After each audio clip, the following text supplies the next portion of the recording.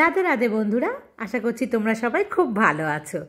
আমার এই চ্যানেলে আমি কিন্তু ভিডিও দিচ্ছি না, দীর্ঘ অনেক দিন হয়ে গেছে। তো আমি ভেবেছি এখন থেকে তোমাদের সামনে আমি আমার ভিডিও অল্প অল্প করে, মানে আমার যে ঠাকুরের ভিডিও, মানে আমি ভগবানকে যে পুজো দিই সেটা আমি তোমাদের সাথে শেয়ার করব। যদি তোমাদের ভালো লাগে তাহলে কিন্তু তোমরা আমার সাথেই থেকো, কারণ অনেক দিন আমি তোমাদের ভিডিও দেইনি। তো আজ থেকে আবার ভাবছি যে শুরু করা যাক নতুন করে। তো আজ হচ্ছে শ্রী শ্রী কোজাগরীর লক্ষ্মী পূর্ণিমা। তো লক্ষ্মী পূর্ণিমার দিন আমি শুরু করছি বন্ধুরা মা লক্ষ্মীর নাম নিয়ে।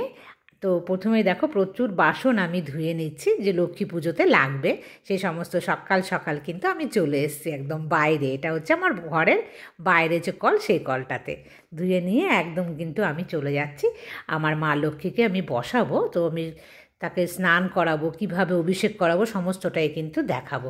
তো প্রথমেই গঙ্গার জলে তুলসী পাতা দিয়ে আমি কিন্তু নিজেকে আগে আচমন করে নিচ্ছি। তারপর বন্ধুরা দেখো, এখানে আমি আমার যে মা লক্ষ্মী তাকে কিন্তু এখানে আমি পুজো করব। তো তার জায়গাটা আমি রেডি করে নিচ্ছি। আর প্রথমেই বাজার থেকে দেখো আমি নিয়ে এসেছি পুজো সামগ্রী যে সেগুলো। তারপর দেখো আমি কি করছি, আমি ডালার মধ্যে কিন্তু সম্পূর্ণ সাজিয়ে নেব কি কি লাগবে। তো যেগুলো বেসিক জিনিস লাগে, যেরকম পদ্ম ফুল কিছু নিয়েছি আমি, গোলাপ, এগুলো মা লক্ষ্মীর পুজোতে কিন্তু অবশ্যই লাগে। তার সাথে কিছু রজনীগন্ধা আর হচ্ছে কড়ির মালা। এই ফুলের থালিটা আমি এভাবে সাজিয়ে নিলাম। তারপরে দেখো এই থালির মধ্যে আমি নিয়ে নিয়েছি কিছু হচ্ছে গাঁদা ফুলের মালা। আর তারপর নিচ্ছি আমের শাখা, 3টে পান নিয়েছি। আর তার সাথে কিছু বেলপাতা, সমস্ত ধুয়ে গঙ্গার জল ছেটানো। এটা হচ্ছে তুলসী পাতা। আর তার সাথে কিছুটা পরিমাণে দূর্বা বা দুব্ব, যাই বলো না কেন।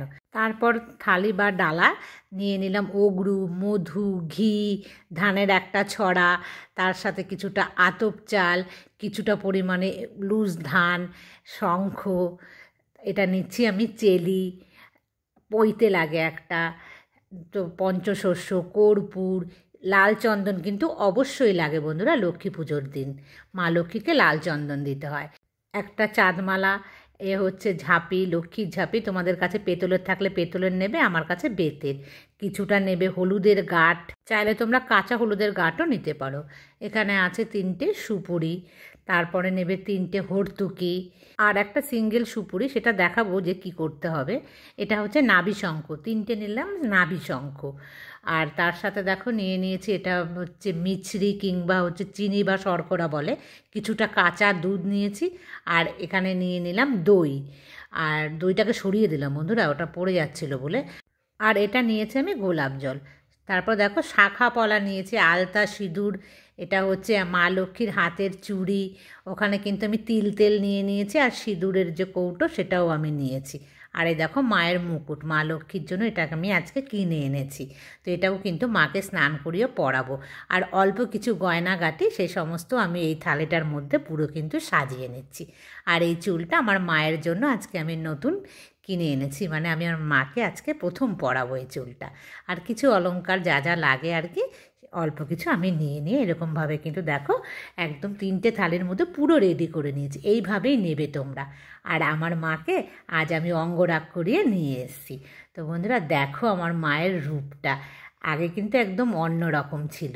যাই হোক, যারা দেখোনি আমার মানে এই ব্লগে প্রথম আমি দেখাচ্ছি, তো তোমরা দেখো মায়ের রূপটা একবার অঙ্গরাগ করার পর কি দারুণ লাগছে। আর এই হচ্ছে প্রদীপদানি পোড়ামাটির। আর আজকের দিনে প্রথমেই কিন্তু দেখো আমি নিয়ে নিচ্ছি বড় একটা প্রদীপ, এর মধ্যে কিন্তু তিল তেল দেবে কিংবা তোমরা ঘিয়ের তেল, মানে ঘিয়ের প্রদীপ জ্বালাবে যাকে বলে। আমি তিল তেল দিয়ে মাকে বরণ করছি। মা কিন্তু এখন যাবে স্নানে। তো মাকে কিন্তু পঞ্চামৃত দিয়ে অবশ্যই স্নান করাতে হবে। স্নানের আগে ধূপ প্রদীপ জ্বালিয়ে মাকে বরণ করে নেবে। তারপর যে পাত্রে স্নান করাবে সেখানে গঙ্গার জল ছিটিয়ে একটু ফুল ছিটিয়ে নেবে। তারপর দেখো একদম গঙ্গার জল বিশুদ্ধ যেটা, সেই জলের মধ্যে দিয়ে দিচ্ছি আমি প্রথমে একটু অল্প পরিমাণে ঘি, অল্প পরিমাণে আমি দিয়ে দিচ্ছি মধু, কিছুটা পরিমাণে আমি শর্করা বা চিনি সেটা দিয়ে দিচ্ছি। আর তার মধ্যে দেখো একটু গোলাপ জল দিয়ে দিচ্ছি, একটু আমি অগরু স্প্রে করে দিচ্ছি। তার মধ্যে কিন্তু একটু দেবো আমি কাঁচা দুধ। তোমরা বেশি পরিমাণে পারলে বেশি দেবে, আর না হলেও মিনিমাম কিন্তু দেবে অল্প হলেও। তারপর দিচ্ছি এর মধ্যে দই। এই 5টা জিনিস দিয়ে কিন্তু মানে ভালোভাবে মিশিয়ে নেবে। আর তারপর দেখো মাকে আমি নিচ্ছি স্নানে।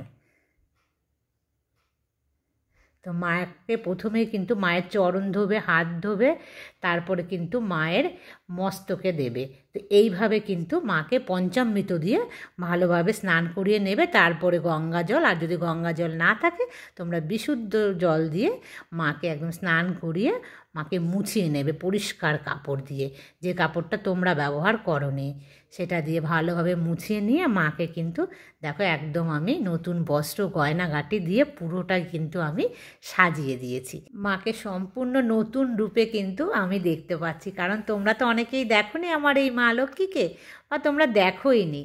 এবার মা লক্ষ্মীকে বসাবো যেই জায়গাটাতে, প্রথমে গঙ্গা জল ছিটিয়ে নিয়েছি, তারপরে ধান ছিটালাম, দুব্বো ছিটালাম, কিছুটা পরিমাণে আমি আতপ চাল দিলাম, আর মায়ের পছন্দের যে ফুল, অবশ্যই আজকের দিনে গোলাপ আর পদ্ম ফুল। দেখো পদ্ম দিলেও মাকে বসানো যাবে না বলে একটা পদ্মকে খুলে আমি সেই পাপড়ি ছড়িয়ে দিলাম, আর কিছু গোলাপ আমি মায়ের যে জায়গাটায় বসবে, কারণ মায়ের আজ জন্মদিন, মা কিন্তু স্পেশাল, তো মাকে এই সুন্দর জায়গাটাতে মাকে আমরা বসাবো।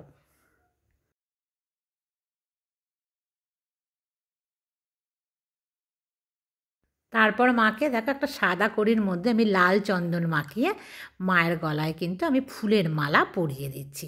তো মাকে একটু আমি সাজিয়ে দিচ্ছি, পেছনে এই কাগজের ফুলটা দিয়ে দিলাম যাতে দেখতে সুন্দর লাগে।